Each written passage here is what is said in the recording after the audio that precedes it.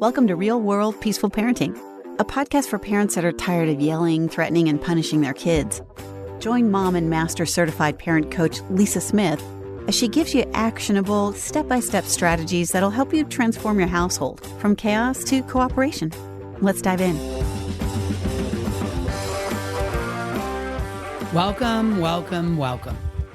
Welcome to today's episode. I am so excited to be with you here today.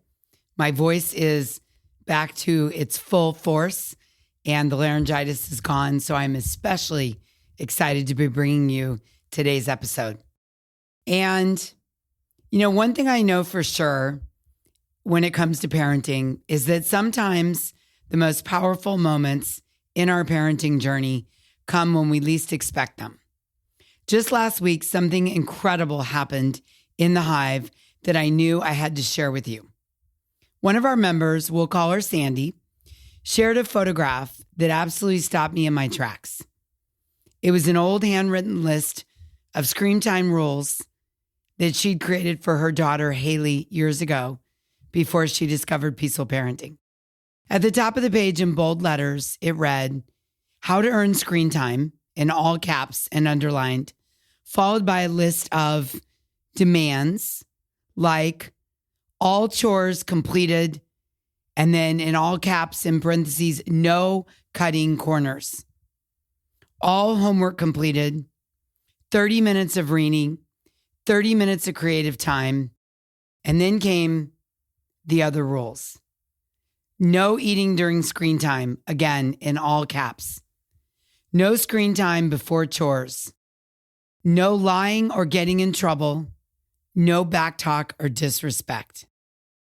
Now, Sandy estimated that about the time that she wrote this down and pasted it up on the fridge for her daughter, she estimates that her daughter was about 8 years old. Her daughter's a teen now. And at first glance, this might just seem like another parenting artifact that Sandy came across.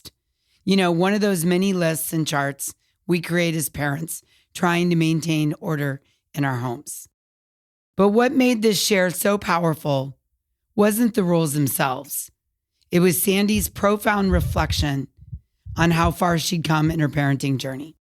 As I read her words, I was struck by her courage and strength to look back at her past parenting choices with such honesty and self-awareness. Inside the Hive, this is what Haley wrote. She said, "I found this list going through some old stuff, long before I joined the Hive. I wish this was dated. I know Haley couldn't have been older than 8 when I put pen to paper. I see younger me taking screen time seriously and creating rules and limits based from family values. But," Sandy writes, "what I was once oblivious to, I see so clearly now, that my approach to correcting her behavior was all wrong. A lot of the behavior that needed to be corrected was in fact my own," Sandy wrote. She said, "I recall how rigid I was about lies and disrespect. I'd taken on my mom and dad's way of parenting. Good girl and bad girl was constantly splitting the room for us. Those terms not only described the behavior, it created a subconscious identity for my daughter in my own mind. She was a good girl when she followed the rules and stayed out of trouble. If she refused to abide by the rules, she would be punished like bad girls should be." Sandy wrote, "To think of how much I cared for her and only wanted the best for her. But it's heartbreaking to know how much hurt I caused for both of us back then. I swung back and forth between being permissive, feeling guilty, and lost after punishing her, never quite felt like I was doing it right, and being overbearing about following these rules to a T. Not a day goes by that I miss the old vicious cycle. I give myself grace because I didn't know any better." So good, right? So I responded with this to Sandy. "Thank you for sharing this powerful reflection. It takes real courage and strength to look back at our past parenting choices with such honesty and self-awareness. What I hear in your words is not just recognition of old patterns, but the deep wisdom about how those good girl and bad girl labels and rigid approaches affected both you and your daughter. The fact that you can now see how those inherited parenting patterns impact your relationship with Haley shows tremendous growth. I told Sandy, you're absolutely right to give yourself grace. We all parent with the tools we have at the time, often repeating what we've learned from our own parents until we learn new and different ways to show up. What stands out to me most, Sandy, in your insight is how behavior-based labels can shape how we view our own children. That awareness is transformative. You've done the challenging work of examining your approach and making changes, which benefits not just your relationship with Haley, but breaks an intergenerational cycle. I went on to share with her that I'm deeply moved by her journey and honored to have been a part of the path to conscious parenting for her. Her willingness to share this story will truly inspire other parents who are working to break free from similar patterns. And I hope that's what's happening for you right now, is that you're inspired. You're recognizing where you might have similar patterns, intergenerational cycles that you want to break. I hope you can see Sandy's wisdom about how these behavioral-based labels shape not just her daughter's experience and her daughter's thoughts about herself, but their entire relationship. That awareness is truly transformative. And you know what touched me most is when Sandy wrote, I give myself grace because I didn't know any better. It's beautiful. And isn't it true for all of us? Whether you realize it or not, you started your parenting journey with the tools you inherited, often repeating what you learned from your own parents until you learn different ways, which is why I meet you here once a week and share tips, ideas, and coaching to help you break the intergenerational cycles that are not working and learn new ways to show up in your parenting. So right now, I want you to do something. Grab a piece of paper or open the Notes app in your phone and think about your own parenting rules and boundaries. Write down 3 of them. And next to each one, ask yourself, what message is this rule really sending to my child? What am I trying to teach them? Ask yourself, is this boundary or rule or limit or consequence coming from a place of connection and guidance? Or is it rooted in control and fear? Ask yourself, is there a way to maintain this boundary while building connection instead of creating division? You see, the magic happens when we shift from controlling behavior to guiding growth.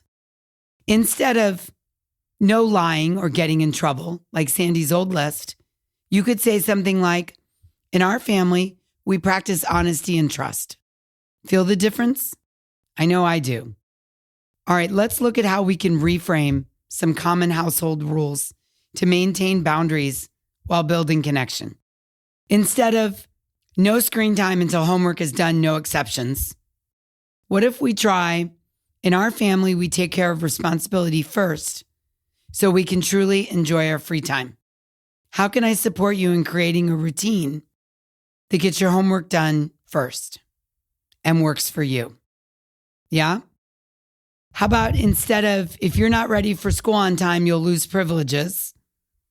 How about if we shift that to let's work together to create a morning routine that helps all of us start the day feeling calm and prepared? How can I help you with this? What parts of the morning are the most challenging to you? How about instead of, your room is a mess, you're not going anywhere until you clean it? How about if we shift to, we all contribute to keeping our home peaceful and organized? What system would help you keep your space clean and organized? Instead of no backtalk or disrespect, period, what if we shift to, in our family, we speak to each other with respect, even when we're upset? Let's find ways to express our feelings that work for both of us. Now, that one is also dependent that you're walking your talk, that even when you're upset, you're speaking with respect. So can you see how each reframe maintains the boundary while opening the door for connection and cooperation? That real world peaceful parent is the sweet spot we're looking for. So here are 3 things I want you to focus on this week. Notice your language. Pay attention to the words you're using when setting and enforcing boundaries. Are they inviting cooperation or creating resistance? Choose one rule to reframe. Pick one existing household rule and experiment with reframing it using some of the principles we've discussed today. And then document the impact. Write down how your child responds to the reframed approach. What changes do you notice in their behavior and your connection? As a single mom, Sandy's shown incredible commitment to breaking this cycle. Today, she and teenage Haley are building an incredible connection. Yeah, there are still challenges. I mean, show me a parent and teen who don't have challenges. But here's what I've witnessed. The foundation is shifted from control and punishment to understanding and support. Sandy's pride isn't in having a good girl for a daughter. It's in seeing her daughter grow into herself, knowing she's loved unconditionally. Let me share a personal story with you. As you probably know, my son Malcolm, who's now 20, and I have been on this journey for many, many, many years. And I started out with lots of control, trying to exert control over him, trying to get him to, quote, follow the rules to a T. And then I stopped and I started choosing connection over control. And here's what I'm witnessing real time after years of choosing connection over control. When Malcolm has a problem, challenge, or makes a mistake, he runs to us for support rather than from us. He doesn't try to hide things from us. He knows when he's screwed up. Believe me, learning to adult comes with plenty of those moments. But here's the key. He takes responsibility for his actions without feeling like a bad person. And I love that for him. You know, there's a reason I felt called to share Sandy's story with you today. And one of the many reasons is because, you know, it can be really hard to stop and really look at our parenting. It can be hard to take inventory.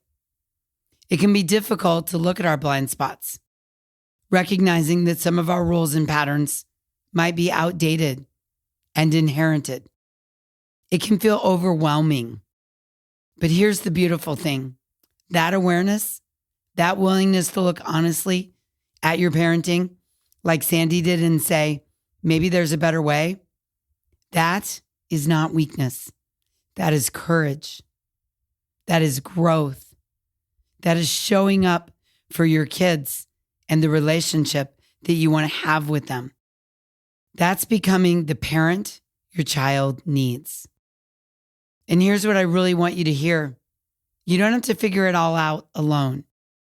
Just like Sandy found support in the Hive in working with me to shift from controlling behavior to guiding growth, from rigid rules to connected boundaries, I am 100% here to help you make that shift too. Because that sweet spot where boundaries meet connection, that's where cooperation flows from trust rather than fear. And that's possible for your family, just like Sandy. So I'm going to end with this today with a real call to action. If you're ready to take that step, if you're feeling called to learn a new way, to break generational patterns, to look at what you're doing and be open to some new ways of parenting that move away from fear and into trust and that create deep connection, then I have just the solution for you. If you're feeling the weight of the daily power struggles, and if you're tired of the disrespect and the drama, I'm hosting a free masterclass on Thursday, February 27th at 9 a.m. Pacific, 10 a.m. Mountain, 11 a.m. Central, and 12 p.m. Eastern Time. And the masterclass is called How to Get Your Kids to Do What You Ask the First Time. And yes, it's completely possible. I promise. In just 90 minutes, I'm going to show you how to get your kids to actually listen and hear you. Something we're all looking for. I'm going to show you what you can do to get more cooperation and respect without yelling, threatening, or punishing your kids. And I'm going to show you how to get your kids to do what you ask the first time I said it. And yes, it's possible. You give me 90 minutes and I'll show you how to get your kids to listen, cooperate, and do what you ask. And I promise you this, it's not too late. I don't care how old your kids are. It's not your fault and you're not alone. All you need are a few new tools and I'm here to help. So if this feels like the moment, this feels like the time, I want you to head over to thepeacefulparent.com/masterclass and save your spot. This class is 100% free and you're welcome to invite any and all of your friends. I can't wait to show you what's possible when we lower those defenses and create real connection with our kids. So I'll see you there. Sound good? Again, you want to go to thepeacefulparent.com/masterclass. All right, Sandy, I want to thank you personally for being so open and sharing your story. I know we all learned from bearing witness to your transformation, and I'm so proud of you. And listener, I know you got this. I know you can do this, and I'm here with you every step of the way. Okay, until next time, I'm wishing you peaceful parenting. Thanks for listening to Real World Peaceful Parenting. If you want more info on how you can transform your parenting, visit thepeacefulparent.com. See you soon.